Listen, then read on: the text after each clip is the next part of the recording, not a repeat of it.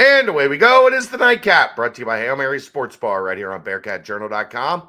Go see our good friends at Hail Mary's. They're located in Cheviot. They're right on Harrison Avenue, so they're inside the Dora District. You can go from bar to bar with your drinks, but no need for that. Just hang out at Hail Mary's. They've got 27 TVs, a 9-screen video wall. They have the DirecTV sports package, so you can watch all the games. And, of course, Cincinnati sports like TCU Cincinnati, 3:30 Saturday. If you can't make it to the Holy Grail, make it to Hail Mary's over on the west side, and they will get you taken care of. Brand new walk-in coolers, brand new draft lines, and, of course, ice-cold Cincy Light in 32.8-degree frosted glasses. All right, Aaron. I know it's a day late. We're sorry. Doesn't give us much lead time for this, but yesterday was Thanksgiving. Aaron was on the road, and we were busy. But the content never sleeps. It might take a cat nap, but it never sleeps.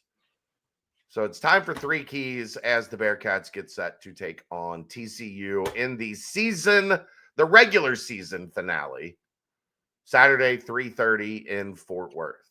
Have at it, Aaron. All right, my 3 keys are pretty simple. We have made it to the end. We know who this team is. We know who this team isn't at this point. So I'm not putting anything in there about turn the ball over. We know this team doesn't do that. But in any case, get out of your own way. Stop with the self-inflicting wounds. You can't get a penalty on 4th and short while you're on defense. That ain't going to work. Turnovers, 3 and outs to start the game when you get the ball, first drives, or whatever the case may be, not scoring at the end of a half, not scoring at the beginning of the half, but allowing the other team to bookend it on either side of that. That's just none of that's helping your cause. Get out of your own way. Stop doing the things that put you in a position where I know we talk about playing mistake-free football, clean football, things like that.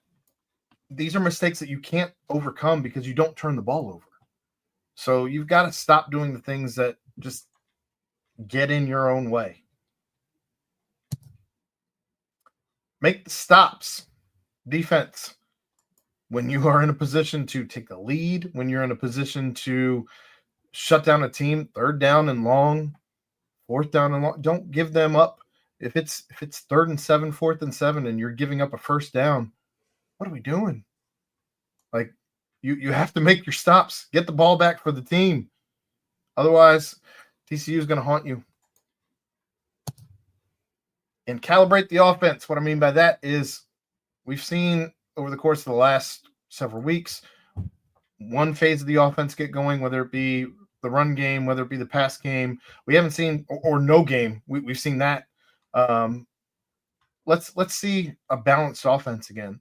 When they were out there kind of playing far looser, having a lot more fun on offense, running the ball well, passing the ball well. I know everybody's a little dinged up at this point of the season in some way, shape, or form, but I would just like to see what we saw at the beginning of the season, at the end of the season, for any season of Scott Satterfield's tenure. So I just want to recalibrate is apparently not a word. I had that in there, and it corrected me to just calibrate. So I think you can make up words here. It's fine. You need to recalibrate. Like, get things back on track offensively in both phases, the run game and the pass game again. All right, let's keep it moving. You didn't say anything. I thought you'd say something about something. We crossed over on a lot of stuff, so all right. Run it up for me. One, Josh Hoover's really good for TCU. We'll get to that, but you don't want to give them opportunity after opportunity after opportunity to get out there and test your defense. It's not a defense that gets pressure. It's not a defense that creates turnovers. Like, you don't want to give Hoover, and I looked at the weather. There's some scattered thunderstorms around, but it's supposed to be like 74 degrees and windy. So give the ball to your 2 backs who have, while they've been injured, but they're rested. Their bodies should be fresh in week 12 because they both had a little bit of a breather in the middle of the season. You want to keep TCU's offense off the field. You want to keep your offense in rhythm and moving. We have not seen, Aaron, this team really dominate on the ground for a while. No. Like, it feels like since Evan Pryor got dinged up and Tawi got dinged up right about the same time, we have not seen this team dominate anybody on the ground, man. Like, lean on those big uglies against a very average TCU defense. Keep them off the field and be the aggressor. Yeah. See, you didn't say nothing when I talked either. Under pressure. I don't know how they're going to do it, but it needs to be done. Like, it was an epiphany watching the Bengals actually, like, bother a quarterback last night. How much different things look, how much more uncomfortable teams are if you just give their quarterback a tough time in the pocket. Like, Lamar Jackson last night sailed 3 or 4 balls that he almost never misses on. It was ugly. Because he was uncomfortable in the pocket, because he didn't know where the pressure was coming from. He wasn't looking to escape, and it makes a difference, whether it's from your edge rushers, from your defensive line, or send blitzes. Like, you cannot let Josh Hoover just stand there and complete 27, 28 passes for 310 yards. Like, the only way to do that is to find a way to get him off the spot. He's not the most mobile guy in the world. He's not a guy that's going to run for, 120 yards because you left rushing lanes open for him. So get up the field, get after the quarterback, make him uncomfortable, and try to use that to your advantage. And then, very similar to yours, be clean. Like, the story of the 7-game winning streak was how well Cincinnati played without making mistakes, without being sloppy. And the 3-game losing streak, Aaron, has been slop everywhere. Turnovers. Penalties, actually, the funny part is penalties haven't been much of an issue the last couple of weeks. And they're not winning. It's not that they've been an issue as far as the amount of penalties. It's when you've been hit with the penalties. I mean, it's been like giving up big first downs when you've got to stop. I mean, obviously the 4th down punt, 4th and 3, and you line up off sides and you give them a free first down. Like that stuff is how you lose games, especially on the road, Aaron. They've lost these last 2 games at home by not playing clean. Like, you play like that on the road, it's going to look like Utah. And guess what? This staff does not want because look, basketball's not holding up they're not holding the shield. They're not protecting football at all. So everybody's mad right now. At everything. At the world. So if you want any chance to at least give this fan base a chance to take a deep breath and to, relax, just the LAX for just a few minutes, I would highly advise winning this game tomorrow. Let's give them something to talk about.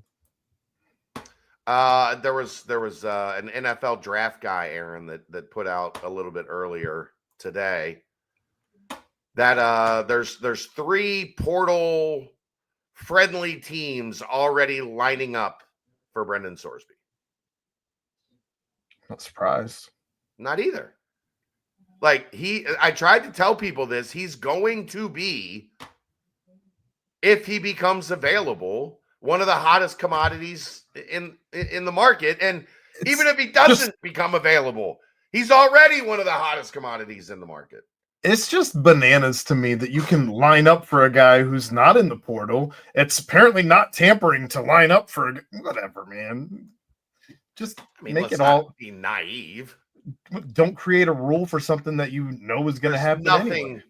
There's nothing they can do to make it right, or like there's nothing they can do. Because there is. It just involves no, there's not. What could they do? How do you fix it?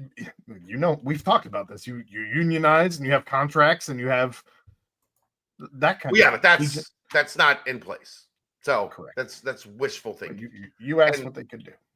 In the system as it stands now, nothing. These guys have all have agents, and the agents can do whatever the hell they want.